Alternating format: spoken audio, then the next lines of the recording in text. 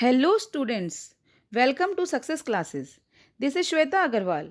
आज मैं लेकर आई हूँ आपके लिए part 2 of chapter 1 chemical reactions and equations for class 10 science. अगर आपने मेरी पार्ट 1 की वीडियो नहीं देखी है तो ज़रूर देखें ताकि आपके कंसेप्ट्स होते रहें एकदम crystal clear.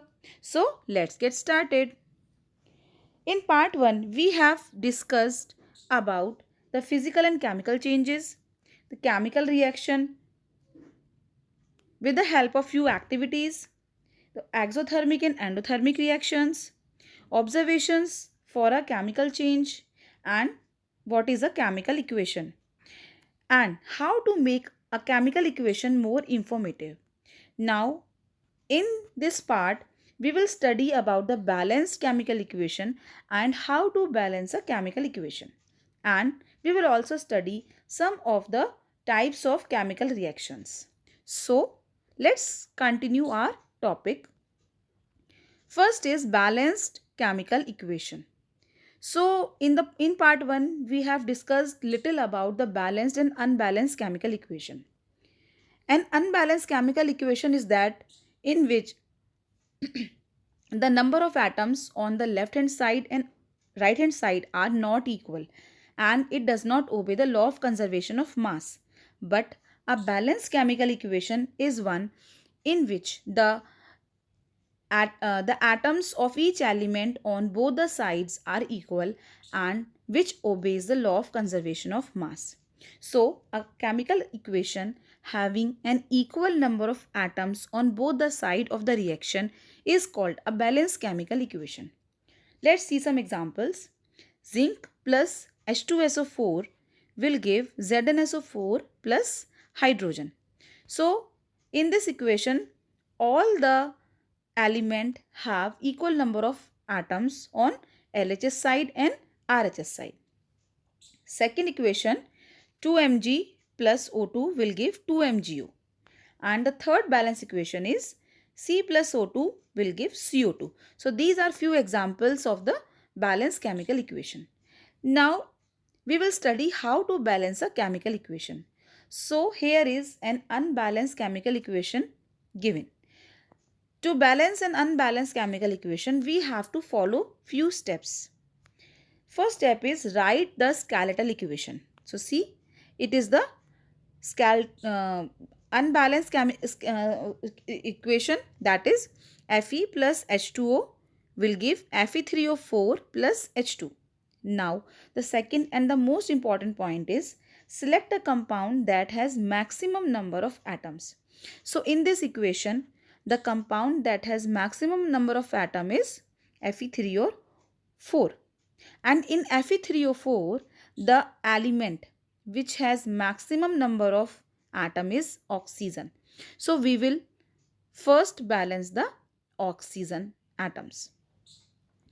Since in Fe3O4 oxygen contains 4 atoms, so we will put 4 in front of H2O to make 4 atoms of oxygen. Now 4H2O. Now second thing is कि ऑक्सीजन के एटम्स तो इक्वल हो गए, but now hydrogen becomes 8 in number. So next we will balance hydrogen atoms. So we will put 4 in front of hydrogen on the right hand side. So see here. Now the equation becomes Fe plus 4H2O will give Fe3O4 plus 4H2. So our oxygen atoms are balanced, hydrogen atoms are balanced, and we will see that the iron Fe atoms are not balanced yet. So we will put Fe in front of Fe, we will put 3 because on right hand side Fe3O4 contains 3 Fe atoms. So like this we will balance our equation. So our balanced chemical equation becomes 3Fe plus 4H2O will give Fe3O4 plus 4H2.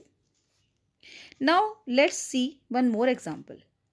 CO2 plus H2O will give C6H12O6 plus O2. So we can see that this is an unbalanced chemical equation. So let's balance this equation. First step is write the skeletal equation. Okay, now second step is select the compound that has maximum number of atoms. So in this equation, the compound that has maximum number of atoms is glucose, C6H12O6. And in glucose, the maximum of number of atoms is present in hydrogen, that is 12 atoms. So firstly, we will balance hydrogen on left hand side. So we will put 6 in front of H2O to make hydrogen atoms 12 in number.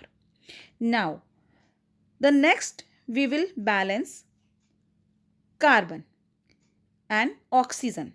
So, H2 in H2O, 6 makes oxygen atoms 6 on left hand side, and CO2 contains oxygen 2 oxygen atoms.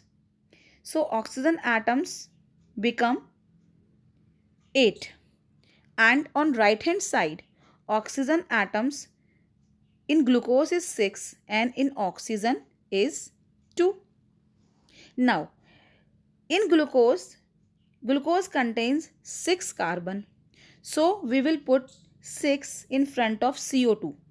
Now C is balanced, that is 6 CO2 plus 6 H2O will give C6H12O6 plus O2.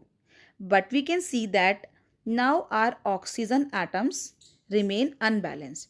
So we will put 6O2 on right hand side to make whole equation balanced. Now our equation become balanced, that is 6CO2 plus 6H2O will give C6H12O6 plus 6O2.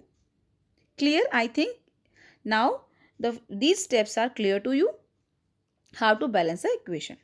Now we will come to the topic types of chemical reactions. So in this we have to study 5 types of chemical reaction. Firstly is combination reaction, second is decomposition reaction, third is displacement reaction, fourth is double displacement reaction, and fifth is oxidation and reduction reaction.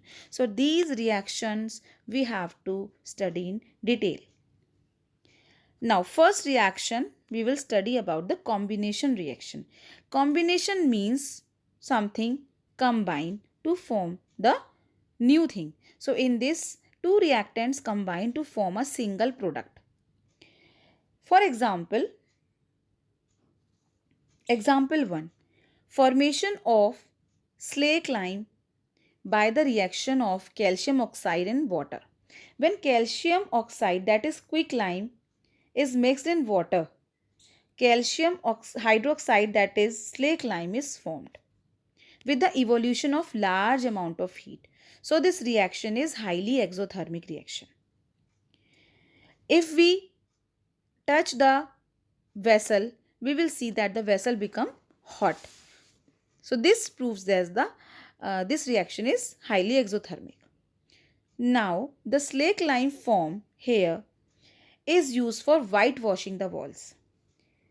So a solution of slake lime produced by the reaction is used for whitewashing the walls. Calcium hydroxide reacts slowly with the carbon dioxide in air to form the thin layer of calcium carbonate on the walls.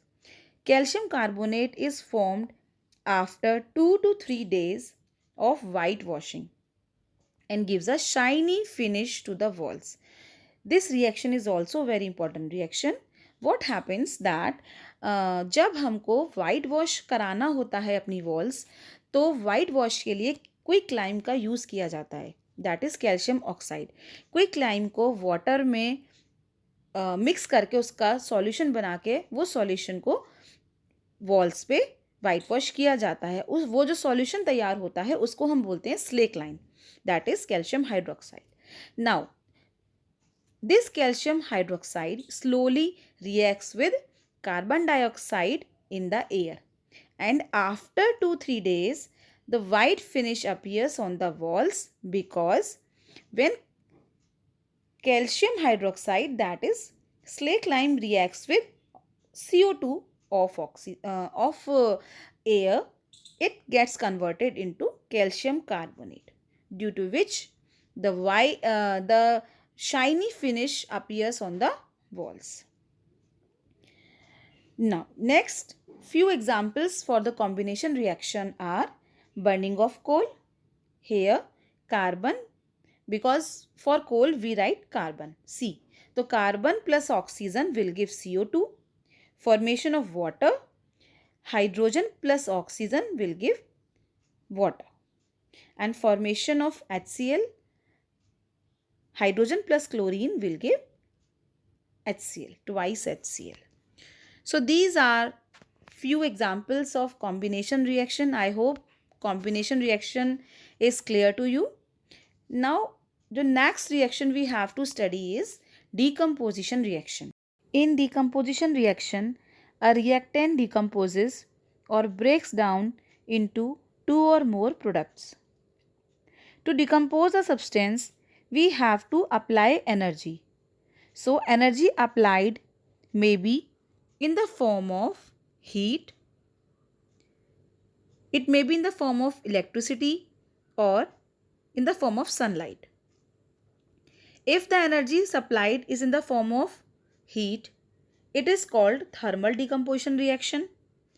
If the decomposition reaction takes place in presence of electricity, it is called electrolytic decomposition reaction or electrolysis.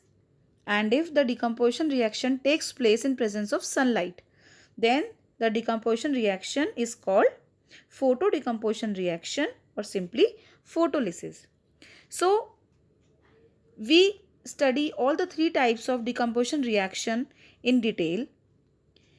In thermal decomposition reaction, we will study the dry heat test of ferrous sulfate, lead nitrate and calcium carbonate. In electrolytic decomposition reaction, we will study electrolysis of water, and in photodecomposition reaction, we will study decomposition of silver chloride and silver bromide. So these reactions we will study in detail in part 3. So thanks for watching, and if you like my video, then please like, share and subscribe the channel. Till then, stay safe, stay happy.